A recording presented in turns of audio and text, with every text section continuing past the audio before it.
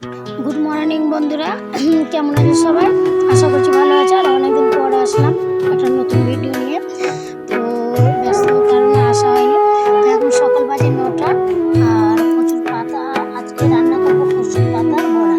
তো কীভাবে কচুর পাতার বড়া রান্না করবো তো তোমাদের সাথে শেয়ার করবো সেটাই। তো প্রথমে দেখো, ডাল ভিজিয়ে রেখেছিলাম, তো ডালটা বেটে নিয়েছি। তারপর ডাল বেটে কচুর পাতাতে সব ডালগুলো অল্প অল্প করে ভরে দেবো। আর দেখতে পাচ্ছ একটু মানে না আটকালে তোমার সব বেরিয়ে যাবে, ওই জন্য সব মানে কচুর পাতাগুলো ভালো করে মুড়ে নেবো আর একটু মানে কাঠি দিয়ে আটকে নেবো। তো একটা একটা করে তৈরি করছি, যেহেতু একটু টাইম লাগবে।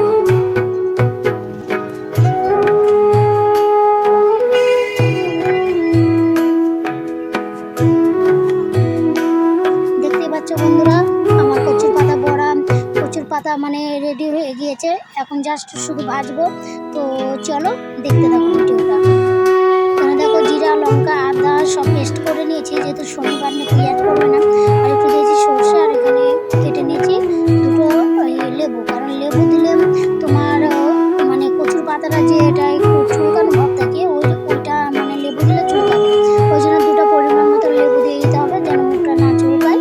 তো দেখতে পাচ্ছ আমি দুটো লেবু গুলে নিয়েছি বাটিতে।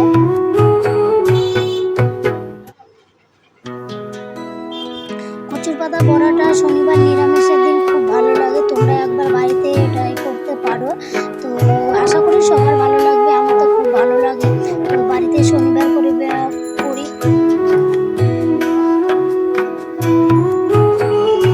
আর এখানে তেল ছেড়ে দেখো, হালকা হালকা করে ভাজতে লেগেছি, কারণ হালকা করে না ভাজলে সব বেরিয়ে যাবে, ওই জন্য লাল লাল করে ভেজে নিতে হবে।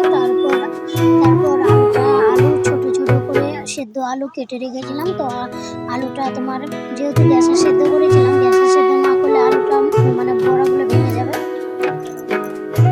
কেমন আছে অবশ্যই লাইক কমেন্ট করে জানাবে। আর ভিডিওটি ভালো লেগে থাকলে অবশ্যই শেয়ার করবে, আর বেল আইকনটা ক্লিক করবে, যেন আমি ভিডিও পোস্ট করলে সঙ্গে সঙ্গে